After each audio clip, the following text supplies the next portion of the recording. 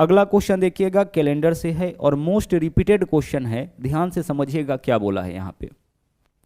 बोला है कि निम्न में से किस वर्ष का कैलेंडर 2008 के कैलेंडर के समान है। मतलब क्वेश्चन यहाँ पे यह है कि 2008 के कैलेंडर को हम दोबारा से कब यूज में ला सकते हैं। तो देखिए, सबसे पहले हम लोग क्या चेक करेंगे कि यहाँ जो ईयर दिया गया है वह नॉर्मल ईयर है कि लीप ईयर। तो पहचान क्या होता है कि जिस वर्ष में 4 का भाग लग जाए वह लीप ईयर होता है, बाकी सभी आपका नॉर्मल ईयर होता है। तो इसमें 4 से भाग करिए, 4 पंचे 20, 4 दूना 8, 4 का भाग पूरा पूरा लग गया, इसका मतलब क्या है, यह आपका लीप ईयर है। और कोई भी जो लीप ईयर होगा ना वह 28 वर्षों के बाद रिपीट करता है, यानी कि 28 साल के बाद 2008 का कैलेंडर जो है वह फिर से रिपीट कर जाएगा। तो 2008 में 28 जोड़िए, कितना हो जाएगा, 2036, यानी 2008 का कैलेंडर जो होगा वह 2036 के कैलेंडर के समान होगा। कोई भी जो लीप वर्ष होगा ना वह 28 वर्षों के बाद रिपीट कर जाता है। अगर हम आपसे पूछे कि आप हमें यह बताइए कि 2012 का कैलेंडर किस वर्ष के कैलेंडर के समान होगा, तो आप इसको चेक करो कि क्या 2012 लीप वर्ष है। हाँ सर, 2012 तो लीप वर्ष है। तो किसी भी लीप वर्ष का कैलेंडर 28 वर्षों के बाद समान हो जाता है। तो 2012 में 28 जोड़ लीजिए, 2012 में 28 जोड़िएगा, कितना हो जाएगा, 2040 हो जाएगा। यानी 2012 का जो कैलेंडर होगा वह 2040 के कैलेंडर के समान होगा। तो अभी आपने क्या देखा कि लीप वर्ष का जो कैलेंडर होता है वो 28 वर्षों के बाद रिपीट कर जाता है।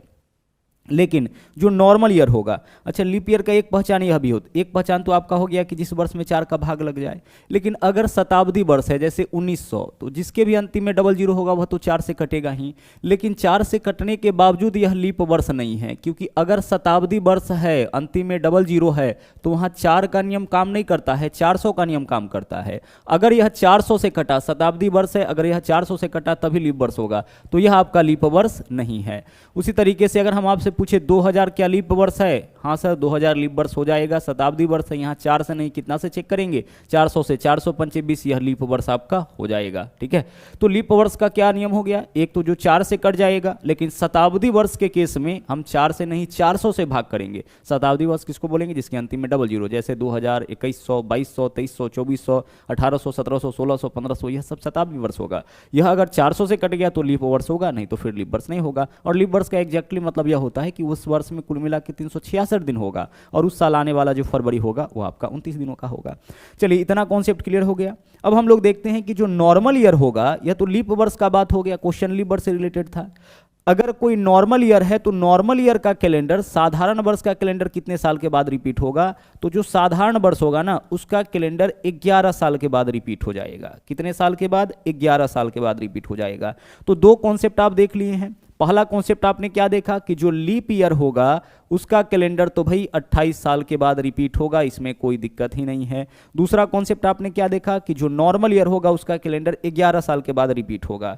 जैसे अगर हम आपसे पूछे कि 2010 का कैलेंडर कितने साल के बाद रिपीट हो जाएगा, तो 11 साल। 2010 नॉर्मल ईयर है, 11 साल के बाद रिपीट कर जाएगा। तो 2010 में 11 जोड़िए, कितना हो जाएगा, 2021, यानी 2010 का कैलेंडर 2021 के कैलेंडर के समान होगा, इसमें कोई दिक्कत नहीं। लेकिन एक चीज और आपको समझना है कि कभी भी एक लीप ईयर का जो कैलेंडर होगा वह नॉर्मल ईयर के कैलेंडर के समान नहीं होगा। यह बात भी ध्यान रहे, कभी भी जो एक लीप वर्ष होगा उसका कैलेंडर कभी एक नॉर्मल ईयर के कैलेंडर के समान नहीं होगा।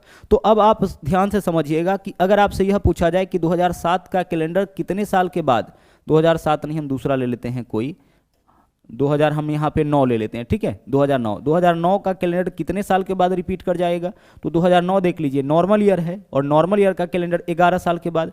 तो 2009 में 11 जोड़िए, कितना हो जाएगा, 2020 हो जाएगा। अब गौर से देखिएगा, 2020 हो गया, 2020 एक लीप वर्ष है और यह एक नॉर्मल ईयर है, तो क्या कभी नॉर्मल ईयर का कैलेंडर लीप ईयर के कैलेंडर के समान होगा, नहीं होगा सर। तो इसका यह मतलब है कि यहाँ पे हम 11 नहीं जोड़ सकते हैं। तो नॉर्मल ईयर 11 साल बाद रिपीट जरूर करता है, लेकिन अगर 11 जोड़ने से 11 जोड़ने से अगर लीप ईयर आ जाए उस केस में 11 नहीं जोड़ेंगे, कितना जोड़ेंगे, उस केस में हम लोग 6 ही जोड़ेंगे। 11 जोड़ने से लीप ईयर आ जाए उस केस में हमें 11 नहीं जोड़ना है, कितना जोड़ना है, 6 जोड़ना है।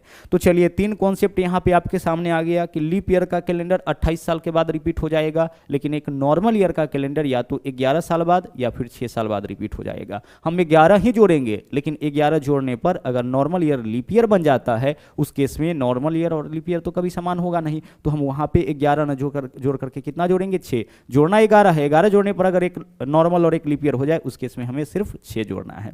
ठीक है, चलिए, तो यह आपका मेन कॉन्सेप्ट था कैलेंडर रिपीटेशन का। अगर आपसे यह पूछा जाए कि भाई आप हमें यह बता दो कि 2005 का कैलेंडर कितने साल के बाद रिपीट हो जाएगा, तो 2005 क्या है, 2005 जो है वह आपका एक नॉर्मल ईयर है, तो 11 जोड़िए, 2005 में 11 जोड़िएगा कितना हो जाएगा, 2016 हो जाएगा। यह लीप ईयर है, यह नॉर्मल ईयर है, कभी इसके समान नहीं हो सकता है। तो हम यहाँ 11 नहीं जोड़ पाए हैं, तो अब हम क्या जोड़ेंगे, 6। 2005 में 6 जोड़िए, 2011, कहने का मतलब 2005 का कैलेंडर 2011 के कैलेंडर के समान होगा। ओके।